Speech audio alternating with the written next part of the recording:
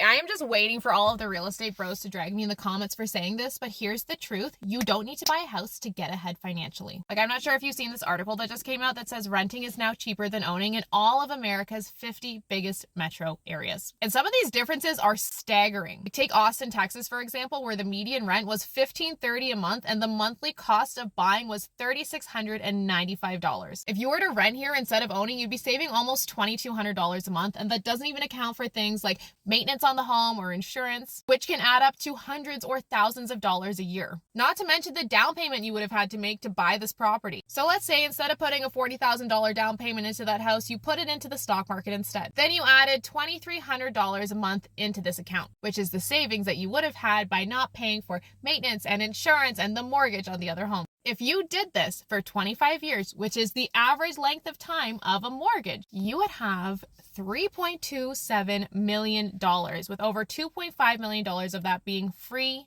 money. This $3.2 million would spit off over $131,000 every year in income in perpetuity without risk of running out of money. You could then use that $131,000 to cover all of your other living expenses, including your rent. The person who instead bought the home would have paid hundreds of thousands of dollars in interest, tens of thousands of dollars in maintenance on the home. And while yes, they may now have a paid off home, they still have to go to work to pay for things like property taxes and maintenance and insurance and their other lifestyle costs. If you can rent for less than the unrecoverable cost of home ownership and invest the difference, you can 100% come out ahead. And now hold on, because I feel the angry comments coming. Okay, I am pro home ownership. Before you tell me how you would never rent, how there's an emotional ROI, how you've benefited from the unnatural price appreciation we've seen over the last decade. I get it. I own my home, and even though I understand I could have made more money investing it and that I'm just living in my money, the emotional ROI for me is higher. What I'm trying to say though is that most people forget your home is a liability first and foremost. You must go to work to pay for it every month, even when the mortgage is done. Additionally, home ownership, not an option for everyone. And saying that those people are doomed to a life of financial instability just because they don't have a house as a forced savings plan is incorrect. Because here's the tea. Lots of wealthy people choose to rent, and lots of people who own homes are struggling financially. If owning a home was the simple path to wealth, we wouldn't see mortgage delinquencies on the rise. I'd rather have a $3 million